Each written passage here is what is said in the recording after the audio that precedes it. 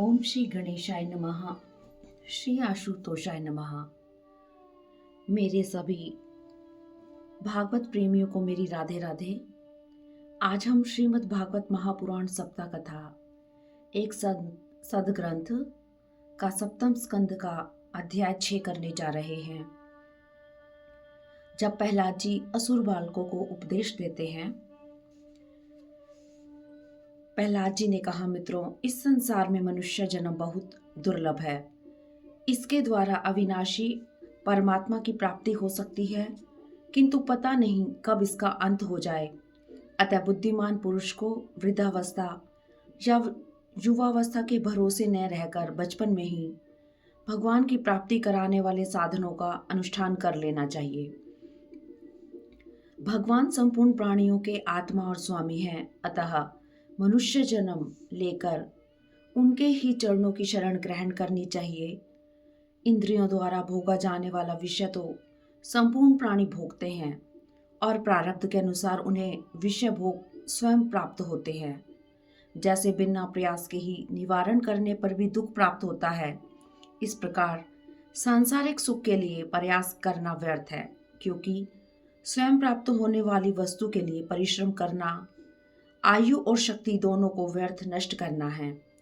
इसमें पड़ा हुआ व्यक्ति भगवान की तरफ मुड़ता ही नहीं।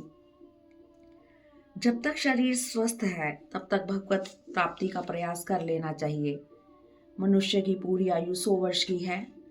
आयु का आधा हिस्सा रात में सोने बीतने में बीत जाता है। बचपन में हित अहित का ज्ञान नहीं रहता। किशोर अवस्था खेल कूद में बीत जाती है। इस प्रकार 20 वर्ष तक का पता ही नहीं चलता। अंतकात 20 वर्ष वृद्धावस्था में कुछ करने धरने की शक्ति नहीं रहती।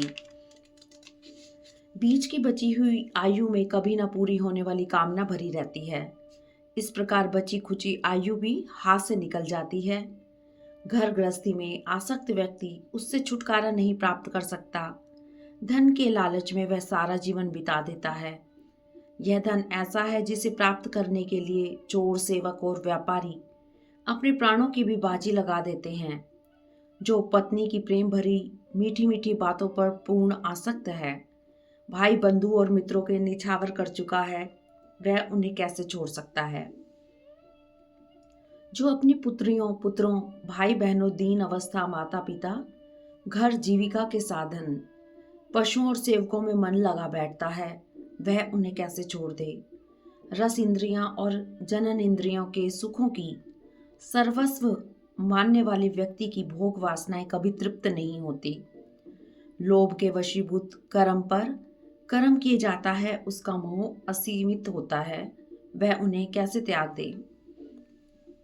यह मेरा कुटुंब है, इस भाव से उसमें इतना रम जाता है कि उसी के पालन पोषण में अपनी अमूल्य आयु गवा देता है।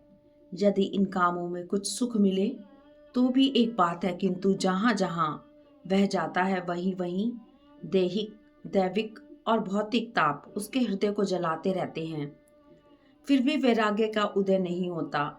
जो इस प्रकार अपने कुटुंबियों के पेट पालने में लगा रहता है, कभी भगवत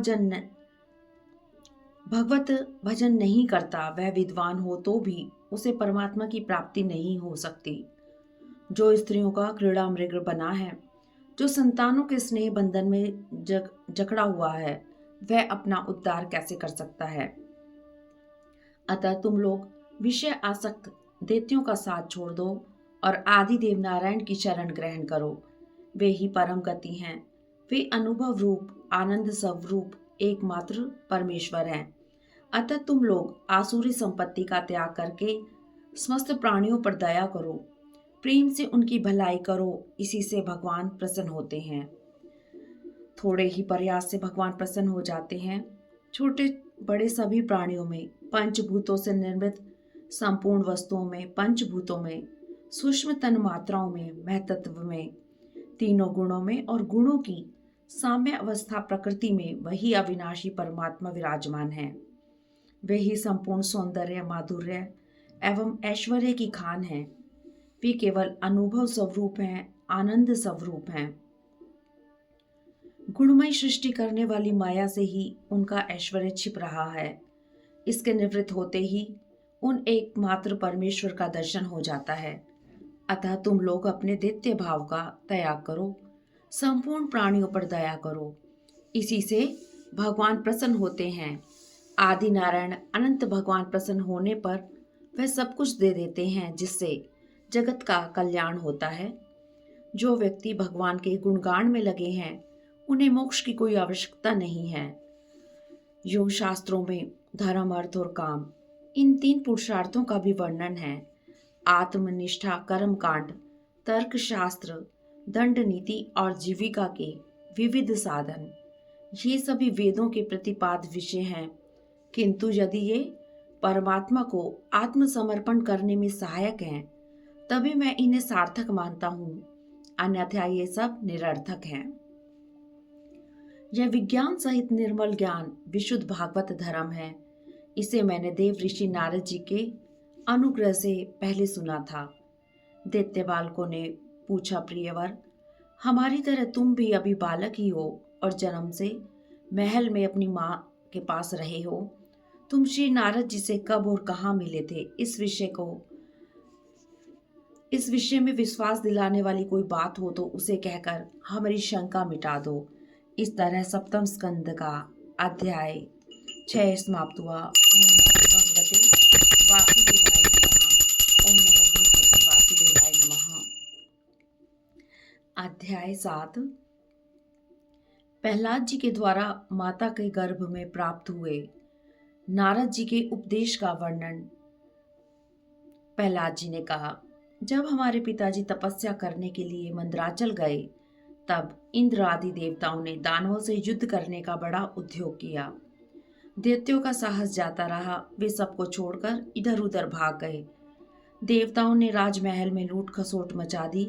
यहाँ तक कि इंद्र ने राजरानी मेरी माता कयाधु को भी बंदी बना लिया। मेरी माँ भय से घबराकर रो रही थी और इंद्र उसे बलात् लिए जा रहे थे। देववश देव ऋषि नारद जी उधर आ निकले और उन्होंने मेरी माँ को उस दशा में देखकर कहा, देवराज, इस निरपराध सती साध्वी पर नारी का तिरस्कार मत करो, इसे छोड़ दो। इंद्र ने कहा, इसके पेट में देवद्रोही हिरण्यकशिपु का वीर्य है। प्रसव के बाद बालक को मारकर मैं इसे छोड़ दूंगा। श्री नारद जी ने कहा, इसके गर्भ में भगवान का परम भक्त है, तुम में उसे मारने की शक्ति नहीं है। देव ऋषि नारद की यह बात सुनकर उसका सम्मान करते हुए इंद्र ने मेरी माता जी को छोड़ दिया और फिर इसके गर्भ में भगवत भक्त है, इस भाव से उन्होंने मेरी माता जी की प्रदक्षिणा की और चले गए। इसके बाद श्री नारद जी मेरी माता जी को अपने आश्रम पर ले गए और कहा, बेटी, जब तक तुम्हारा पति तपस्या करके लौटे तब तक तुम यहीं रहो। जो आज्ञा कहकर मेरी माता मुझ गर्भ का शिशु की मंगल कामना से बड़े प्रेम तथा भक्ति के साथ नारद जी की सेवा करती रही। उन्होंने मेरी माँ को भागवत धर्म का रहस्य और विशुद्ध ज्ञान का उपदेश किया। उस समय उनकी दृष्टि मुझ पर रहती थी। मेरी माता जी को तो उस ज्ञान की स्मृति नहीं रही, किंतु देव ऋषि की कृपा से मुझे उसकी विस्मृति नहीं हुई।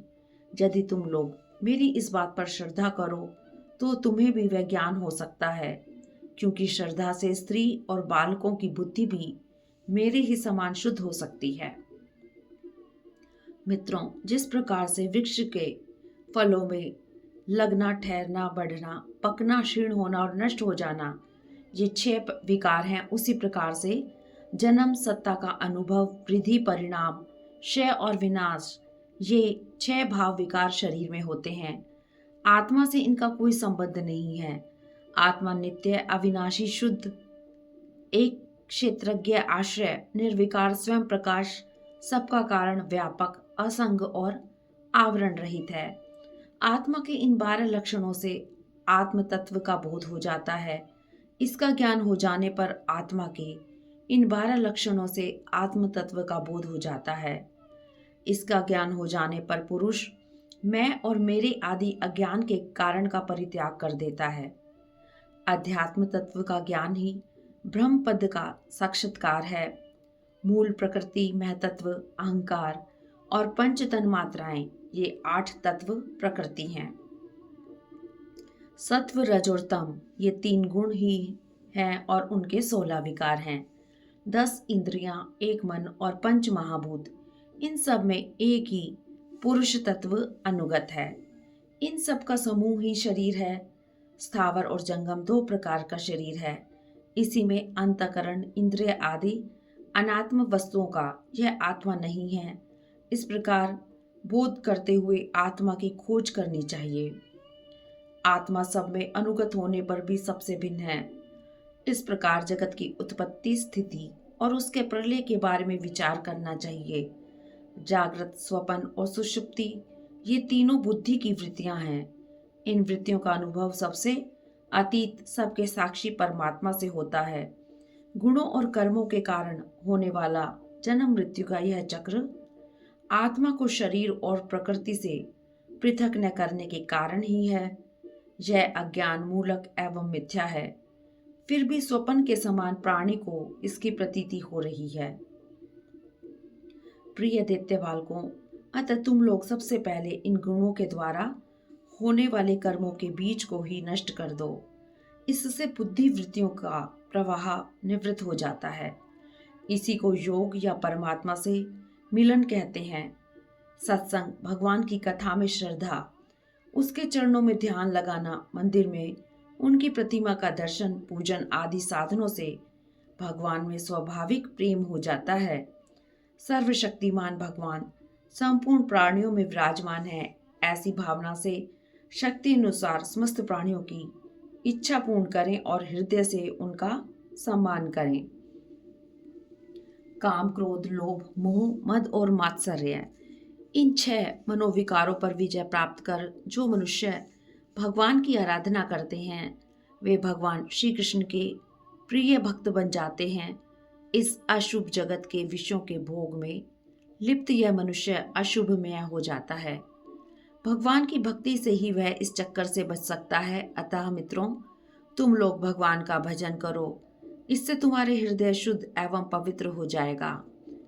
अपने हृदय में आकाश के समान नित्य विराजमान भगवान का भजन सहज में ही प्राप्त है। वे सबके समान रूप से प्रेमी मित्र हैं। अपनी आत्मा है, उनको न भजकर भोग सामग्री के लिए भटकना मूर्खता तो नहीं तो क्या है। इस लोक की संपत्ति प्रत्यक्ष ही नाशवान है। वैसे ही यज्ञों से प्राप्त होने वाले स्वर्ग आदि लोक भी नाशवान और आपेक्षिक एक दूसरे से छोटे बड़े, नीचे ऊंचे हैं। अतः वे भी निर्दोष नहीं हैं। निर्दोष केवल परमात्मा है। अतः परमात्मा की प्राप्ति के लिए अनन्य भक्ति से उन्हीं का भजन करना चाहिए। जो प्राणी गर्भ से लेकर मृत्यु पर्यंत सभी अवस्थाओं में अपने कर्मों के वश में होकर केवल दुख भोगता है, उसका इस संसार में कौन सा स्वार्थ सिद्ध होता है। यह जीव सूक्ष्म शरीर को ही अपना आत्मा मानकर उसके द्वारा अनेकों प्रकार के कर्म करता है और उसी के कारण फिर इस शरीर को धारण करता है। इस प्रकार अज्ञानता के कारण वह कर्म से शरीर और शरीर से कर्म की परंपरा में बंधा रहता है। अर्थ, धर्म और काम सब उन्हीं के आश्रित हैं, बिना उनकी इच्छा के नहीं मिल सकते। मनुष्य शरीर में जीव का सबसे बड़ा स्वार्थ अर्थात एकमात्र परमार्थ इतना ही है कि वह श्री कृष्ण की अनन्य भक्ति प्राप्त करे। उस भक्ति का स्वरूप है सर्वदा सर्वत्र सब वस्तुओं में भगवान का दर्शन। इस तरह सप्तम स्कंद का 7वां अध्याय समाप्त हुआ। ओम नमो भगवते वासुदेवाय नमः। ओम नमो नारायणाय। अध्याय 8 नरसिंह भगवान का प्रादुर्भाव, हिरण्यकशिपु का वध एवं ब्रह्मा आदि देवताओं द्वारा भगवान की स्तुति। श्री नारद जी कहते हैं, प्रहलाद जी का वचन सुनकर दैत्य बालकों ने उसी समय से निर्दोष होने के कारण उनकी बात मान ली। गुरु जी की दूषित शिक्षा की ओर उन्होंने ध्यान ही नहीं दिया। उनकी यह बुद्धि देखकर घबराए गुरु जी ने हिरण्यकशिपु के पास जाकर निवेदन किया। अपने पुत्र की इस असहाय अनीति को सुनकर क्रोध के मारे उसका शरीर थर थर कांपने लगा। अंत में उसने यह निश्चय किया कि प्रहलाद को अब अपने ही हाथ से मार डालना चाहिए। प्रहलाद जी बड़ी नम्रता से हाथ जोड़कर चुपचाप उसके सामने खड़े थे। उनकी ओर पाप भरी टेढ़ी नजर से देखते हुए हिरण्यकशिपु ने कहा, तूने किसके बलबूते पर निडर होकर मेरी आज्ञा का उल्लंघन किया है? आज ही तुझे यमराज के घर भेजकर इसका फल चखाता हूं। प्रहलाद ने कहा, दैत्यराज, ब्रह्मा से लेकर तिनके तक चर अचर जीवों को भगवान ने ही अपने वश में कर रखा है। न केवल मेरे और आपके, बल्कि संसार के समस्त बलवानों के बल भी केवल वही हैं। आप अपना यह असुर भाव त्याग दीजिए, सभी जीवों के प्रति अपना मन समान बनाइए। यदि अपना मन वश में ना रहे, तब यह समझ लेना चाहिए कि कुमार्गगामी यह मेरा मन ही मेरा सबसे बड़ा शत्रु है। सब जीव बराबर हैं, ऐसा विचार मन में लाना ही भगवान की सबसे बड़ी आराधना है। अपनी 6 इंद्रियां ही अपना सब कुछ लूट लेने वाले डाकू के समान हैं। इन पर ही विजय प्राप्त करनी चाहिए। इन पर विजय प्राप्त किए बिना यदि वे ये मानने लगे कि हमने 10 दिशाएं जीत ली, फिर वे मूर्ख हैं। किंतु जिस किसी जितेंद्रिय महात्मा ने संपूर्ण प्राणियों में समता की दृष्टि प्राप्त कर ली, उसके काम आदि 6 शत्रु अपने आप नष्ट हो जाते हैं। फिर बाहर के शत्रु कहां से पैदा होंगे? हिरण्यकशिपु ने कहा, रे मंद बुद्धि, तेरे बहकने की भी हद हो गई। अब तू मरना चाहता है। देखता हूं तेरा वह हरि जो सर्वत्र है, अर्थात इस खंबे में भी है, तेरी कैसे रक्षा करता है। इस प्रकार बार बार छिड़कते हुए हाथ में खड़ग लेकर सिंहासन से कूद पड़ा और बड़े जोर से उसने उस खंबे को एक घूंसा मारा। उसी खंबे में एक बड़ा भयंकर शब्द हुआ, मानो ब्रह्मांड फट गया। हिरण्यकशिपु घबराया सा देखने लगा कि यह शब्द करने वाला कौन है, किंतु उसे कुछ भी दिखाई ना पड़ा। इसी समय उसी खंबे में बड़ा ही विचित्र रूप धारण करके भगवान प्रकट हुए और उसके सामने ही नरसिंह भगवान खड़े हो गए। वह रूप ना तो पूरा सिंह का था और ना ही मनुष्य का। अति अद्भुत एवं भयानक नरसिंह भगवान को हिरण्यकशिपु ने देखा। तपाए सोने के समान उनकी पीली पीली भयानक आंखें थीं। जम्भाई लेते समय गर्दन के बाल इधर उधर लहरा रहे थे। दाढ़ें अति भयानक थी, तलवार की तरह लपलपाती तीखी धार वाली जीभ थी। भौहें टेढ़ी थी, फूली हुई नाक और खुला हुआ मुंह पर्वत की गुफा के समान विचित्र था। उनका फटा हुआ जबड़ा अति भयानक था। उनका वह रूप अत्यधिक भयावना था। चक्र और व्रज आदि शस्त्रों द्वारा उन्होंने सारे दैत्य दानवों को भगा दिया। हिरण्यकशिपु सोचने लगा, हो न हो महामायावी विष्णु ने ही मुझे मार डालने के लिए यह ढंग रचा है। इस प्रकार सोचता हुआ वह हाथ में गदा लेकर नरसिंह भगवान पर टूट पड़ा। भगवान उसके साथ बहुत समय तक युद्ध करते रहे। इंद्र आदि समस्त लोकपाल घबराने लगे कि हिरण्यकशिपु कहीं बच ना जाए। नरसिंह भगवान ने झपट कर उसे पकड़ लिया और उसे सभा के दरवाजे पर ले जाकर अपनी जांघों पर गिरा लिया और तत्काल अपने नखों से उसे फाड़ डाला। उन्होंने उसके कलेजे को फाड़कर उसे जमीन पर पटक दिया। उस समय हजारों दैत्य हाथों में शस्त्र लेकर भगवान पर प्रहार करने आए। भगवान ने अपनी भुजा से, लातों से और नख रूपी शस्त्रों से उन्हें मार डाला। युधिष्ठिर इस समय नरसिंह भगवान हिरण्यकशिपु के ऊंचे सिंहासन पर जाकर विराज गए। उस समय उनके अत्यंत तेजपूर्ण और क्रोध भरे भयंकर चेहरे को देखकर किसी का भी साहस न हुआ कि उनके पास जाकर उनकी सेवा करे। जब स्वर्ग की देवियों को यह शुभ समाचार मिला, तब आनंद के उल्लास से उनके चेहरे खिल उठे। वे बार बार भगवान पर पुष्पों की वर्षा करने लगी। आकाश में विमानों से आए हुए भगवान के दर्शनार्थी देवताओं की भीड़ लग गई। ढोल नगाड़े बजने लगे, गंधर्व गाने लगे और अप्सराएं नाचने लगी। सारे देवता लोग नरसिंह भगवान की स्तुति करने लगे। श्री ब्रह्मा जी, श्री इंद्र, ऋषिगण, पितरगण, सिद्धलोक, विद्याधरगण, नागगण, सभी मनु, प्रजापति, गंधर्वगण, चारण लोग, यक्षगण, किम पुरुषगण, वैतालिक लोग, किन्नरगण और भगवान के पार्षदों ने स्तुति की। भगवान के पार्षदों ने स्तुति करते हुए कहा, हे नाथ, समस्त लोगों को शांति देने वाला आपका यह अद्भुत नरसिंह रूप हमने आज ही देखा है। प्रभु, यह दैत्य आप ही का आज्ञाकारी सेवक था। इसे सनकादिक ने शाप दे दिया था, अतः हमारी समझ में आपने कृपा करके इसका उद्धार किया। इस तरह सप्तम स्कंद का 8वां अध्याय समाप्त हुआ। ओम नमो भगवते वासुदेवाय नमः। अध्याय 9, प्रहलाद जी के द्वारा नरसिंह भगवान की स्तुति। श्री नारद जी कहते हैं, इस प्रकार ब्रह्मा, शंकर आदि सभी देवगण नरसिंह भगवान के क्रोध आवेश को शांत न कर सके और न उनके पास जा सके। स्वयं लक्ष्मी जी भी उनके पास न जा सकी। तब ब्रह्मा जी ने प्रहलाद जी को भेजा। भक्त प्रहलाद हाथ जोड़कर पृथ्वी पर साष्टांग लौट गए। नन्हे से बालक के ऊपर भगवान का हृदय दया से भरा गया। उन्होंने प्रहलाद को उठाकर उनके सिर पर अपना हाथ रख दिया। तत्काल उन्हें परमात्मा तत्व का साक्षात्कार हो गया। भाव समाधि से स्वयं एकाग्र हुए मन के द्वारा उन्होंने भगवान के गुणों का चिंतन करते हुए प्रेम गदगद वाणी से स्तुति की। भगवान ब्रह्मा आदि देवता, ऋषि मुनि और सिद्ध पुरुषों की बुद्धि सदैव सत्व गुण में ही स्थित रहती है, फिर भी वे अपनी स्तुति से आपको प्रसन्न नहीं कर सके। असुर योनि में उत्पन्न भला मैं आपको कैसे संतुष्ट कर सकता हूँ।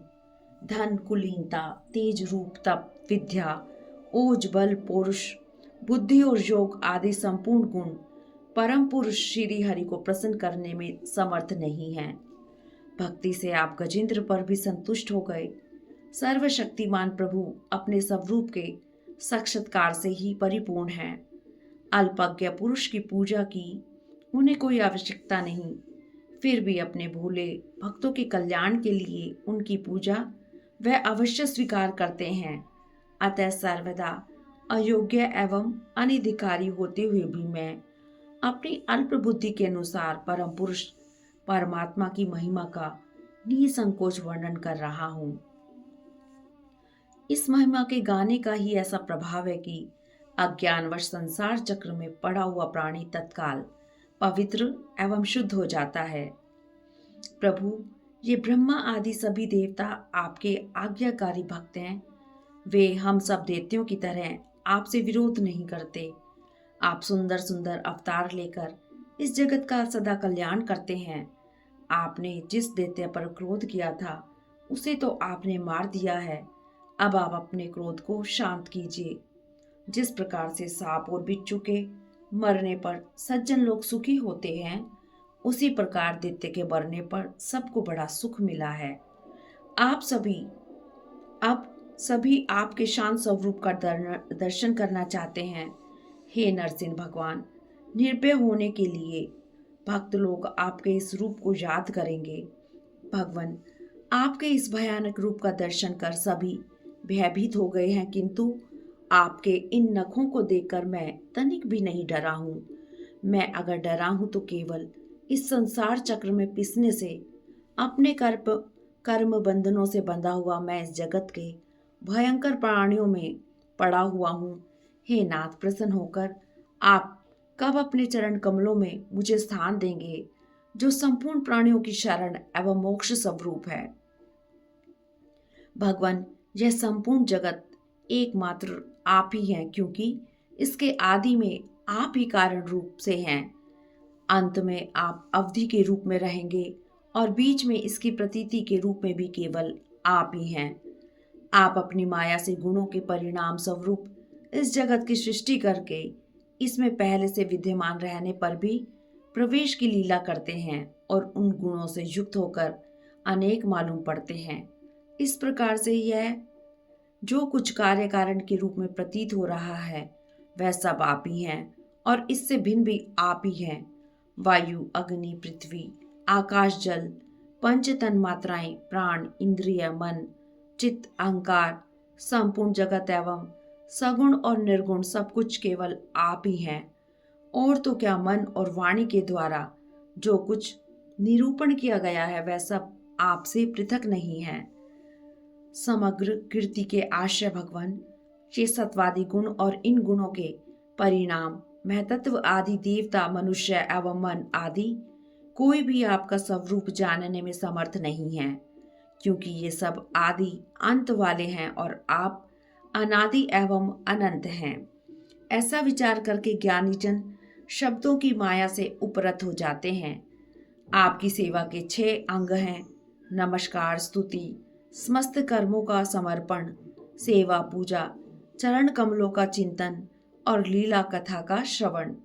इस षडंग सेवा के बिना आपके चरण कमलों की भक्ति कैसे प्राप्त हो सकती है, और भक्ति के बिना आपकी प्राप्ति कैसे होगी? प्रभु, आप तो अपने परम प्रिय भक्तजनों के परम हंसों के सर्वस्व हैं। इस प्रकार भक्त प्रहलाद ने अध्याय श्लोक नंबर 8 से लेकर 50 तक वसंत तलिका छंदों में नरसिंह भगवान की स्तुति की। श्री नारद जी कहते हैं, इस प्रकार स्तुति कर प्रहलाद भगवान के चरणों में सिर झुकाकर चुप हो गए। नरसिंह भगवान का क्रोध शांत हो गया। वे प्रसन्न हो बोले, वत्स, तुम्हारा कल्याण हो, तुम जो चाहो सो मांग लो। भक्त प्रहलाद भगवान के द्वारा कहे जाने पर भी उनकी कृपा के अतिरिक्त कुछ नहीं मांगा। इस तरह सप्तम स्कंद का 9वां अध्याय समाप्त हुआ। ओम नमो भगवते वासुदेवाय नमः। अध्याय 10 प्रहलाद जी का राज्याभिषेक और त्रिपुर दहन की कथा। श्री नारद जी कहते हैं, प्रहलाद जी ने बालक होने पर भी यही समझा कि वरदान मांगना प्रेम भक्ति का विघ्न है, अतः उन्होंने प्रलोभन में डालने वाले वरों की इच्छा नहीं की। श्री नरसिंह भगवान ने कहा, वत्स, तुमने कोई कामना नहीं की, फिर भी केवल 1 मनवंतर तक मेरी प्रसन्नता के लिए तुम इस लोक में दैत्य अधिपतियों के समस्त भोग स्वीकार करो। तुम अपने में मुझे देखते रहना और मेरी लीला कथा सुनते रहना। समस्त कर्मों के द्वारा मेरी ही आराधना करना। इस प्रकार तुमने प्रारब्ध कर्म का क्षय ही हो जाएगा। अंत में शरीर का त्याग करके समस्त बंधनों से मुक्त होकर तुम मेरे पास आ जाओगे। तुम्हारे द्वारा की गई स्तुति का कीर्तन करने वाला भी कर्मों के बंधन से मुक्त हो जाएगा। प्रहलाद जी ने कहा, प्रभु, आपसे मैं एक और वर मांगता हूँ। मेरे पिता ने आपके ईश्वरीय तेज को न जानकर आपसे द्रोह किया। यद्यपि आपकी दृष्टि पड़ते ही वे पवित्र हो चुके, फिर भी मैं आपसे प्रार्थना करता हूँ कि उस दुस्तर दोष से वे मुक्त हो जाएं। श्री नरसिंह भगवान ने कहा, प्रहलाद, तुम्हारे पिता तो तर ही गए। यदि इनके 21 पीढ़ियों के पितर होते तो उनके साथ वे भी तर जाते, क्योंकि तुम्हारे जैसा कुल को पवित्र करने वाला उनको प्राप्त हुआ। यद्यपि मेरे अंगों का स्पर्श होने से तुम्हारे पिता पूर्ण रूप से पवित्र हो चुके हैं, तथापि तुम उनकी अंत्येष्टि क्रिया करो। तुम अपने पिता के पद पर स्थित हो जाओ। वेदवादी मुनियों की आज्ञा के अनुसार मुझ में अपना मन लगाकर मेरी सेवा के लिए ही अपने सारे कार्य करो। भगवान की आज्ञा के अनुसार प्रहलाद जी ने अपने पिता की अंत्येष्टि क्रिया की। इसके बाद श्रेष्ठ ब्राह्मणों ने उनका राज्याभिषेक किया। इसी समय देवता, ऋषि आदि के साथ ब्रह्मा जी ने आकर भगवान की स्तुति की। भगवान ने कहा, ब्रह्मा जी, आप दैत्यों को ऐसा वर न दिया करें। नरसिंह भगवान इतना कहकर अंतर्ध्यान हो गए। इसके बाद प्रहलाद जी ने ब्रह्मा, शंकर की तथा प्रजापति और देवताओं की पूजा की।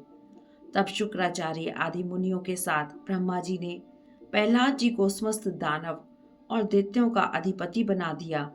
सभी ने प्रहलाद जी को शुभ आशीर्वाद दिया और चले गए। इस प्रकार भगवान के वे दोनों पार्षद जय और विजय दिति के पुत्र दैत्य हो गए।